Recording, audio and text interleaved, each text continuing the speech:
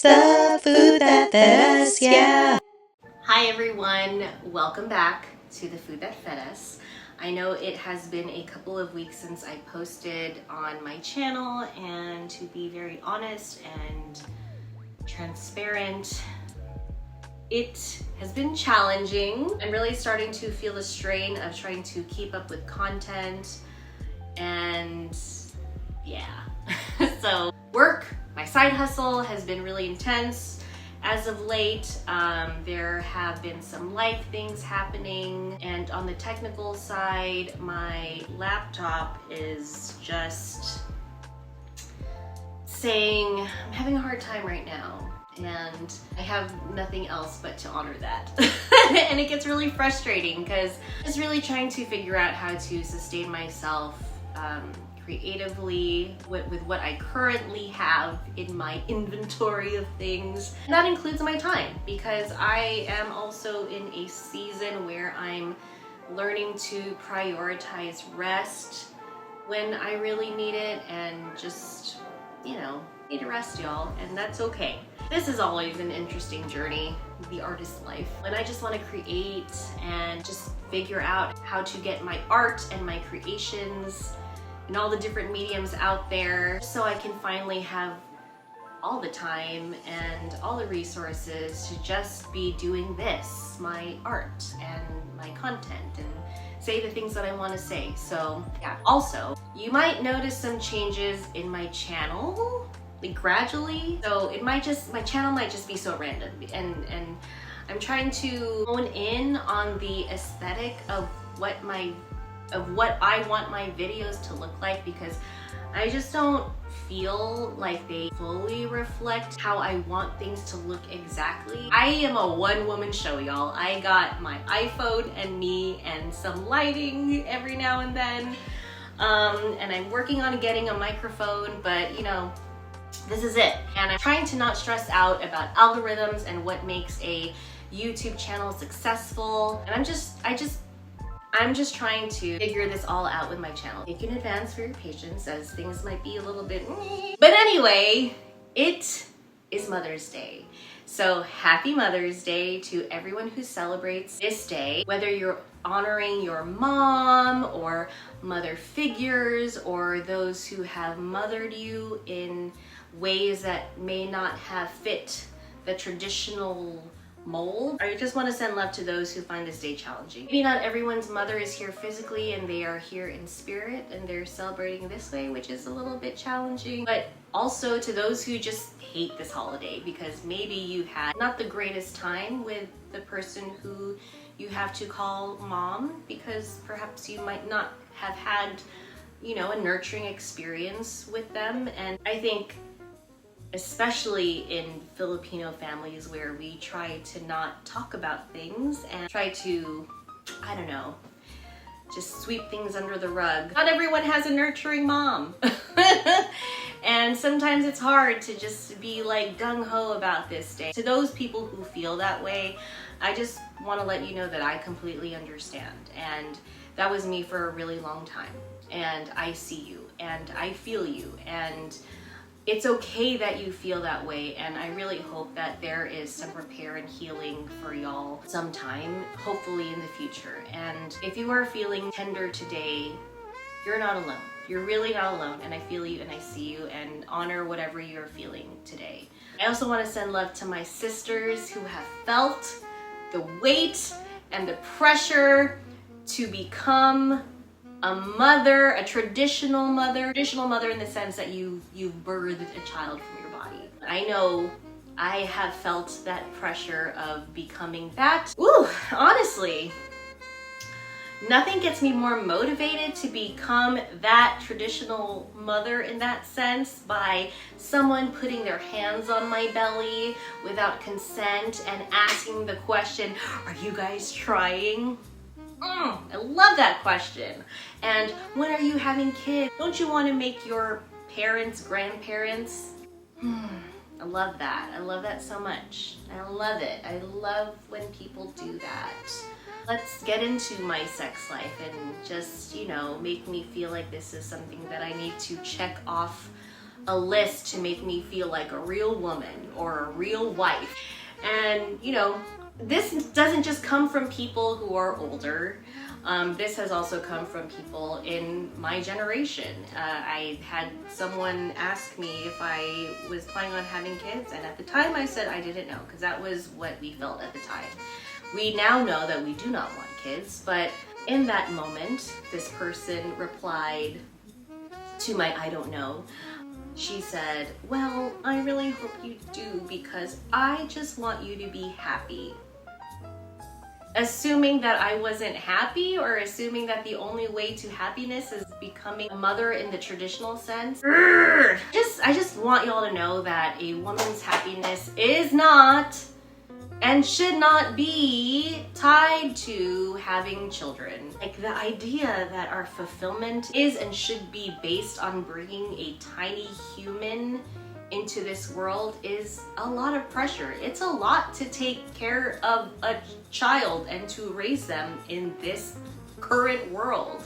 And also, I just think it's a little bit unfair to put that pressure on a kid, on another human who did not ask to be here. Little tiny humans should not be here to fulfill our emotional needs or to make us feel validated as adults.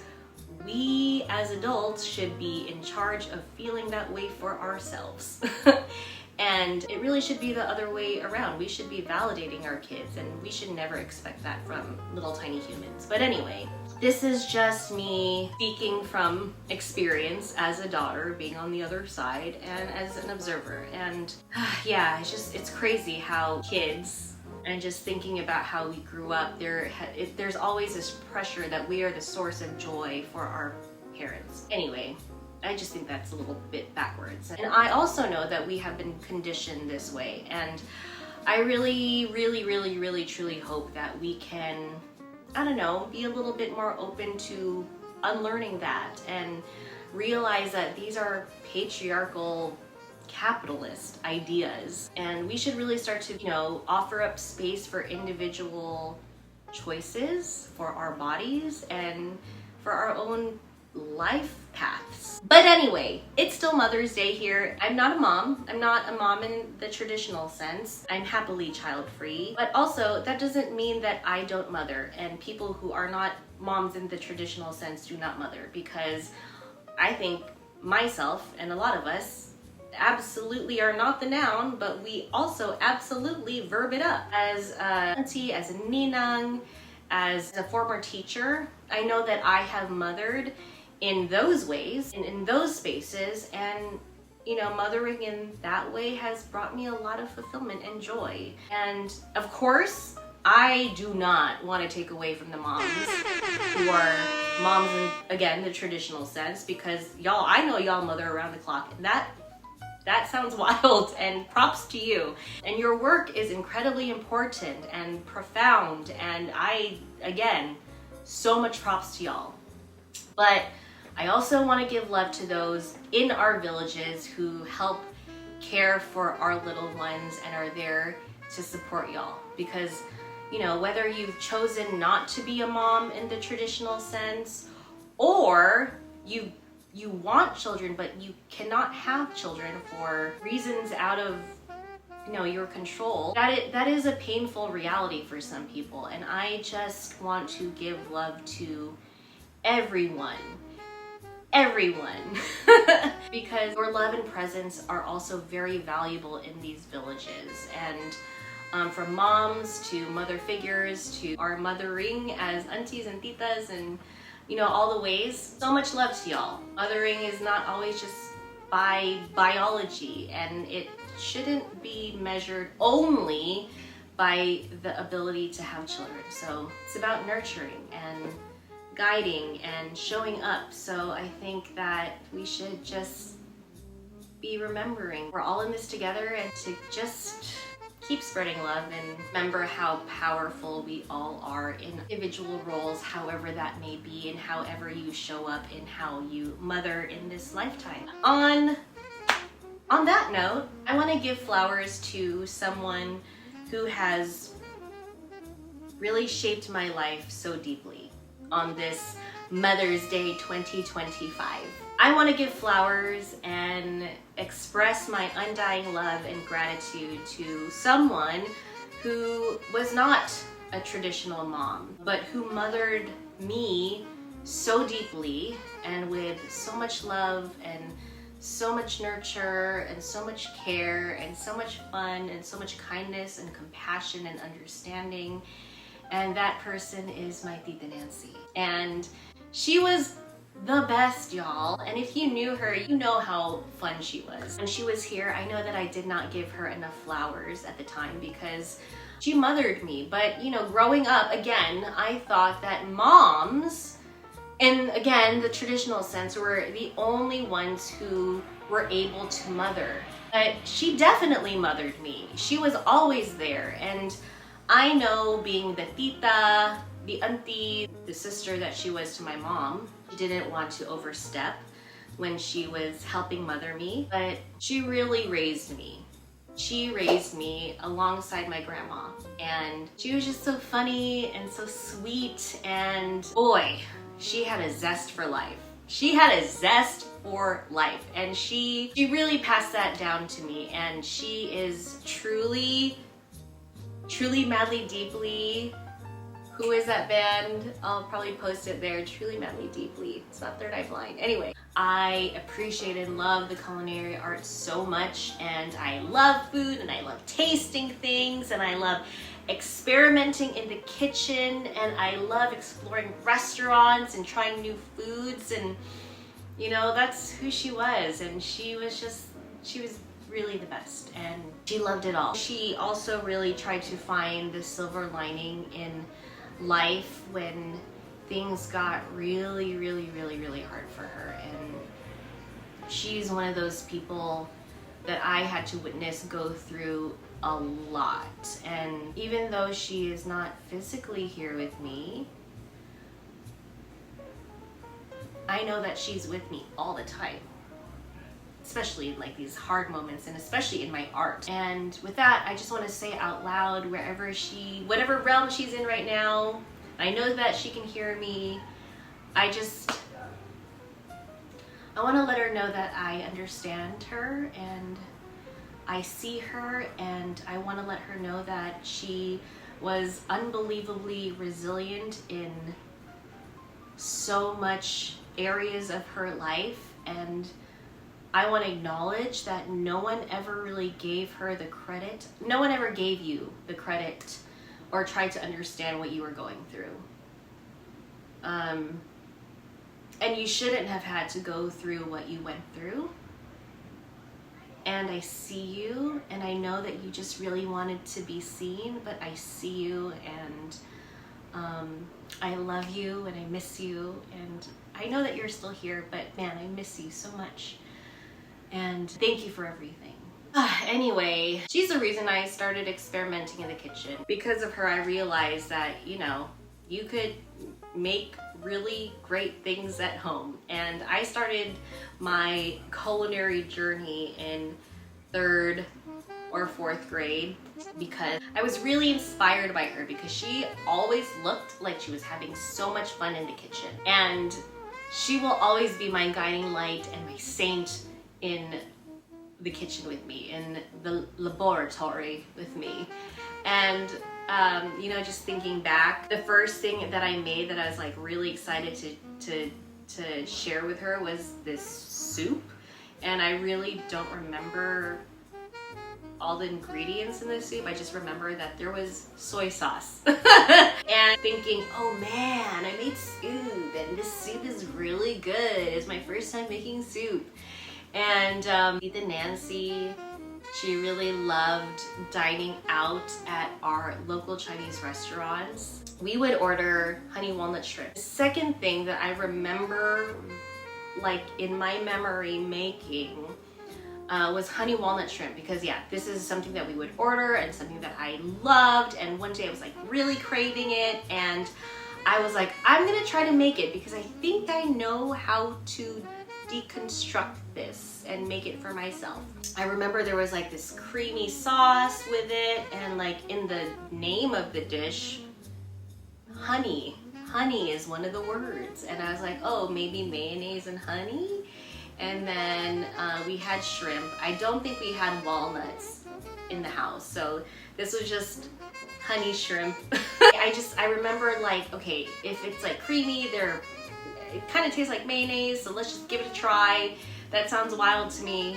But yeah, it was mayonnaise and it was honey and it was a fried shrimp. And I remember frying up the shrimp with some like egg and flour, which like now I know like you didn't really need egg and flour for these fried shrimps. But that's how I would see Tita Nancy and also grandma like fry things up and batter things. So anyway, it was so close. It was so close to what like I remember honey walnut shrimp being in the restaurant, and it was like my first real moment thinking like, oh, I can make something that I love from a restaurant at home. So that was a really fun discovery in my childhood.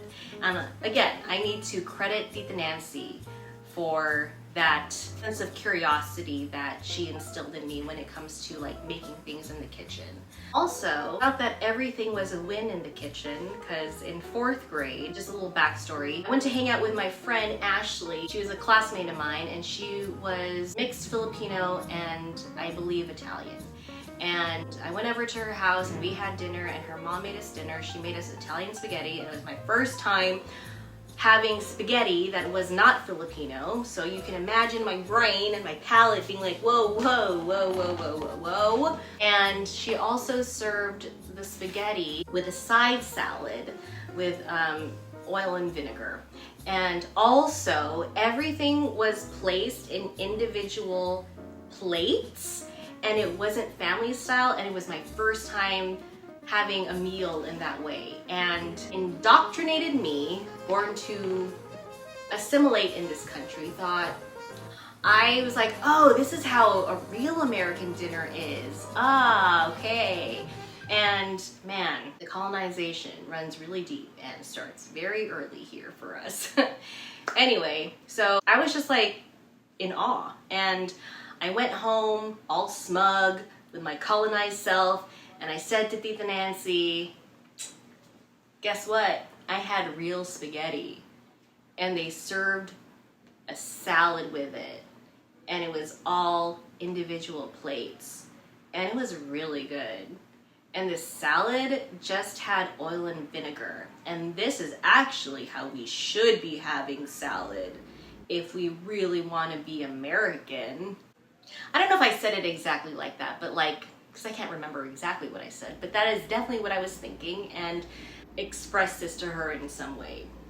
Anyway, I know that Tita Nancy was just like, okay.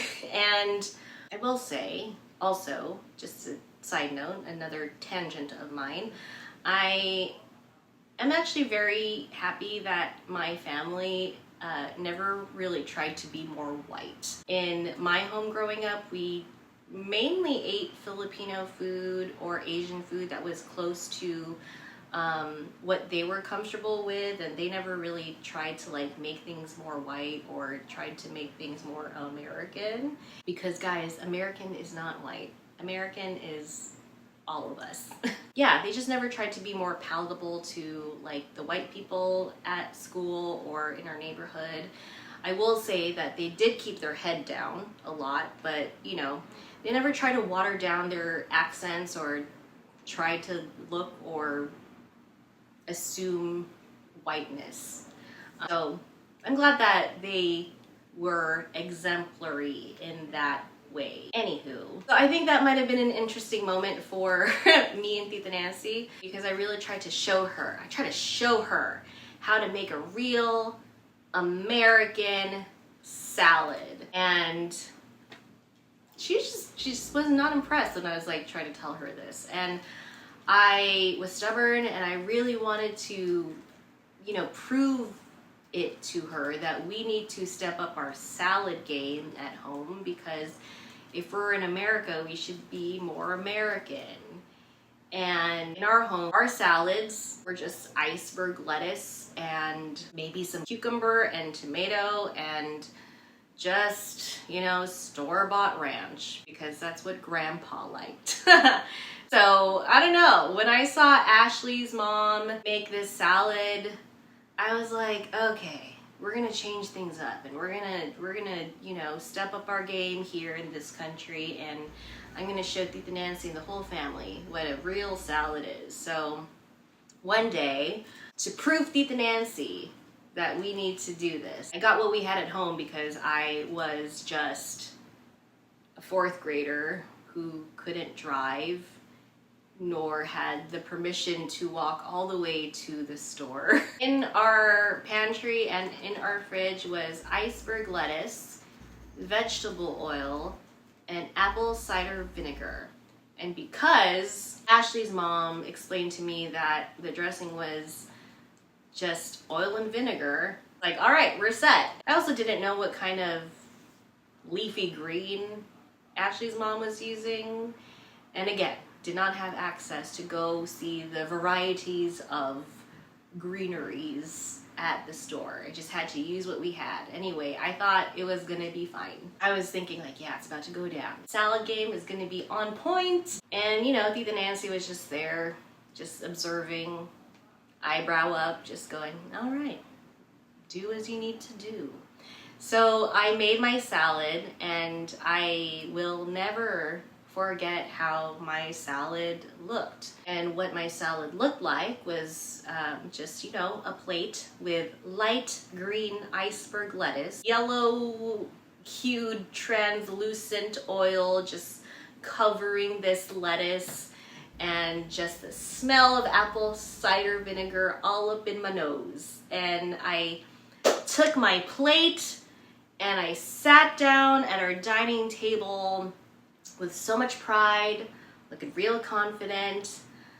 But honestly, I was thinking in my brain, why doesn't this look like Ashley's mom's salad? She did say it was just oil and vinegar, so I must be doing this right. And Tita Nancy was just watching from a distance, from the kitchen, and if I were her, I would have been like, this girl is silly. And she was just waiting for my reaction. And then I took a bite, and what it tasted like was iceberg lettuce with vegetable oil and apple cider vinegar. And it was bad. It was really bad. It was really, really bad. And yet I had to keep chewing because I needed Tita Nancy to know that this was the game changer. I had seen it. I had discovered it. This was what we needed to do. And so I was just like, this is so good. And then she's like, okay. And then she left. And the second she left, I took my plate and I ran outside to the garbage and threw out that salad and pretended that I had eaten all of it, which I could not, because again, it was iceberg lettuce and vegetable oil and apple cider vinegar. And you know, looking back, I am really grateful that Tita Nancy let me learn my lesson on my own. She never really hovered, which I appreciate. That's how she mothered. She was not a hovering kind of mothering person. She allowed me space to mess up. I think also partly maybe it was like her not wanting to overstep with my mom. She never allowed me in positions where I would mess up and put myself in danger, but she allowed me space in like these things, like these, you know, general life things, like to mess up without judgment and to just learn on my own. And I think that's what I love most about her. Like, she never really made me feel judged when I would mess up.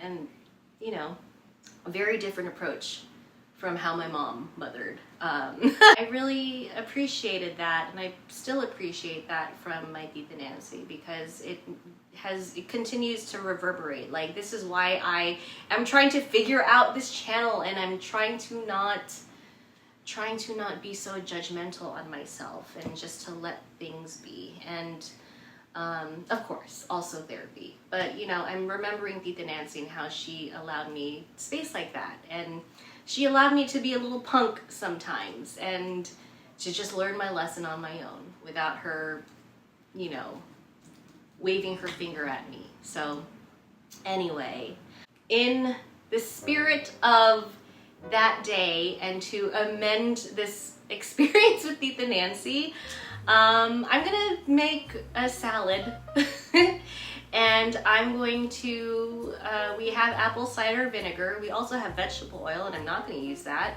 And we're gonna make an apple cider vinaigrette, a nice simple salad. It is a very hot day today, so I feel like a salad might be nice. And I just, you know, I wanna show her how far I've come in letting my pride go and allowing adjustments to life and to recipes and this channel as well, and to continue, you know, appreciating the process and experimentation in the kitchen. So let's make a salad.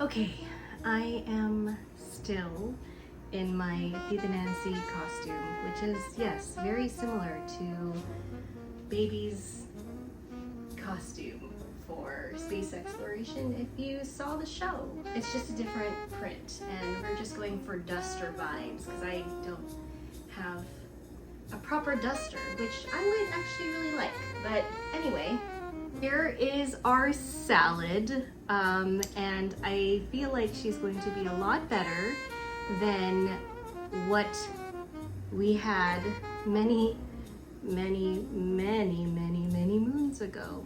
We're gonna make it quick. We've been at this since 10 a.m. today, and it is currently 12:31 in the morning.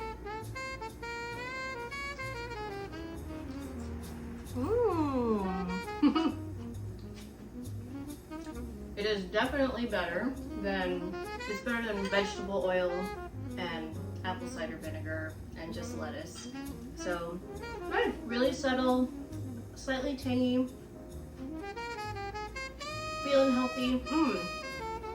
We love some radish leaves. I think that's a really nice addition. It's tangy, but it's balanced because there's honey. There's a tiny bit of umami from the patis, and it's really late. I feel like I can't really describe this as well, but it's a good salad. You know, it's everything you can want in a salad. I think the crunch from the ginger one is really nice too. This has been a really lovely journey, trying to amend that first attempt at an apple cider based vinaigrette, and it's delicious. I like it. I think apple cider is a great option for vinegar. I think you can use olive oil or vegetable oil as well if you really must. Like, you can't just like do what I did when I was, what, 10 and just like put it on there. You gotta like mix it, you gotta whisk it, you gotta do some things, and I think it'll come out a-okay. This is really nice. It's a nice way to connect with my Tita Nancy with this little memory and this salad, even though I don't, you know, she wasn't much of a salad gal, but it definitely was a fun moment, a funny moment that we shared in my childhood, and I remember her today, and I honor her today, and I remember and honor her and celebrate her every day, and I feel her all the time, and I'm grateful for her, and I hope you all have a very peaceful Mother's Day, however you are celebrating, and whatever this day means to you. I hope you find some peace, and You know, if you're looking for a healthy snackadoo or side salad, this is a great salad. Happy Mother's Day, everyone. And here's to the food that fed us.